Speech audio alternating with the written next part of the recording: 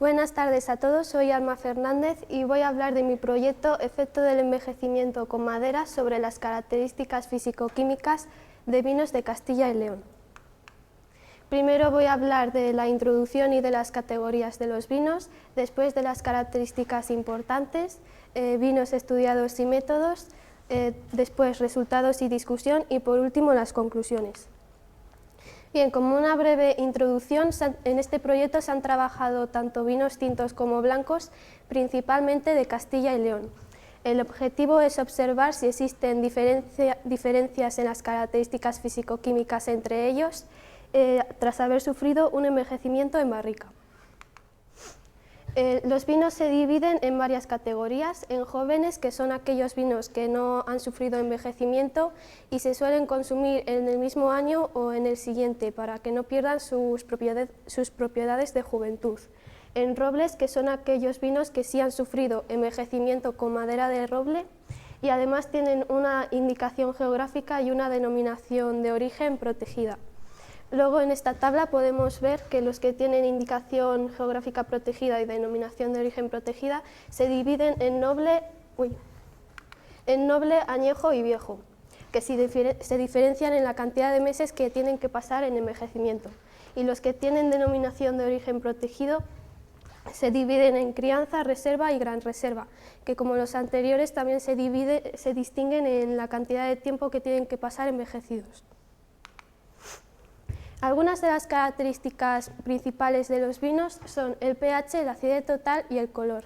El pH es la concentración de iones de hidrógeno que hay presentes en una sustancia. A mayor concentración de iones de hidrógeno, mayor acidez, y a menor concentración, mayor alcalinidad. Esto es importante para los vinos ya que determinará la calidad de la uva y del envejecimiento. Los vinos tintos suelen tener valores entre 3 y 3,3 y los vinos blancos entre 3,3 y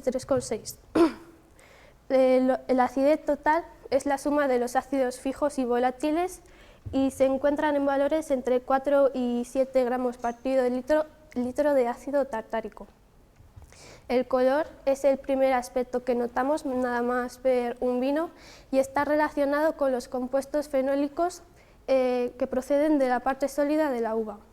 Estos compuestos tienen propiedades antioxidantes, lo que hace que prolongue la estabilidad del vino. El contenido global de estos compuestos fenólicos se miden como índice de polifenoles totales.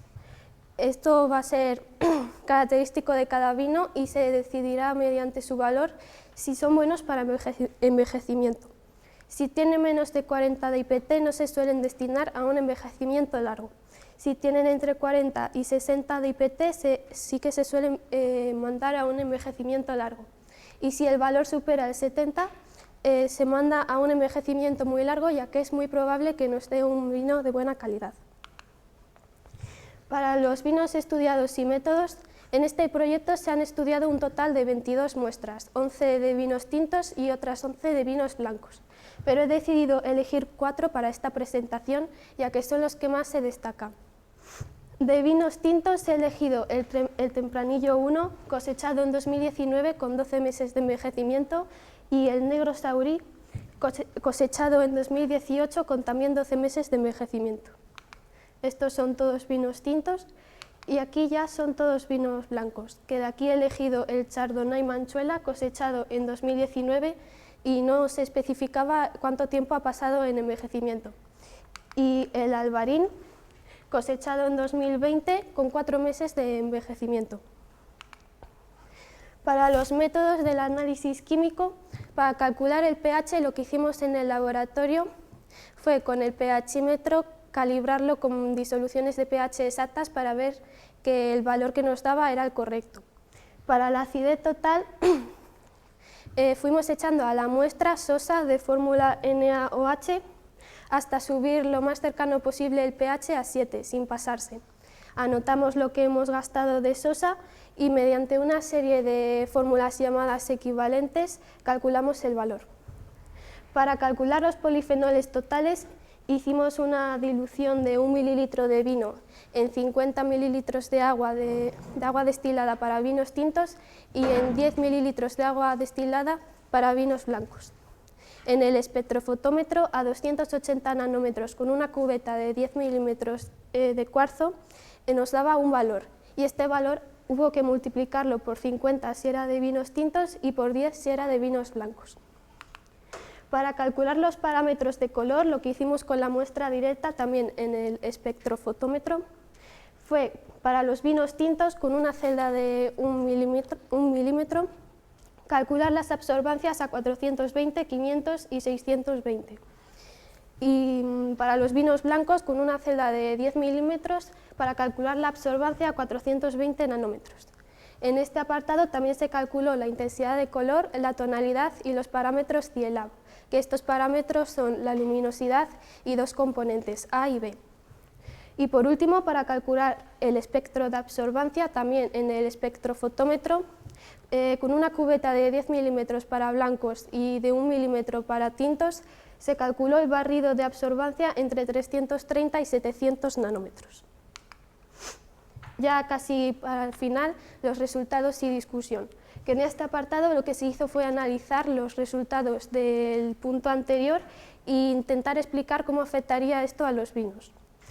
Para el vino negro Saurí, que tuvo los valores más bajos de acidez total, de IPT y de intensidad de color, significa que no pudo soportar bien el envejecimiento y que el color no fue el esperado.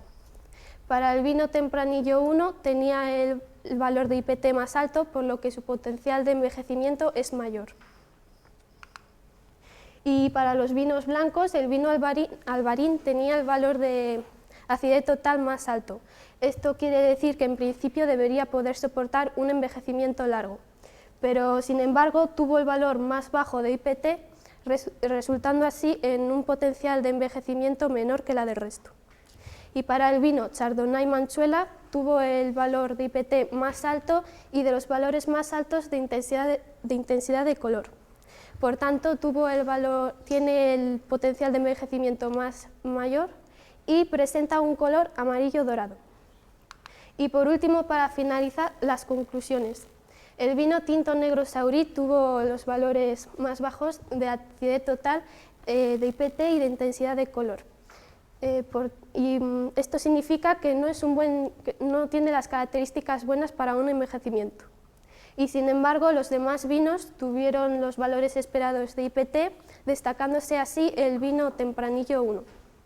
Y para los blancos, el Alvarín tuvo la acidez total más alta y el IPT más bajo, por lo que su potencial de envejecimiento, como he dicho antes, va a ser menor que la del resto. Y no obstante, el vino Chardonnay Manchuela tuvo el valor de IPT más alto, resultando ser así el vino blanco con mayor potencial de envejecimiento de las muestras. Y esto ha sido todo, espero que hayáis aprendido algo con mi exposición y muchas gracias por escucharme.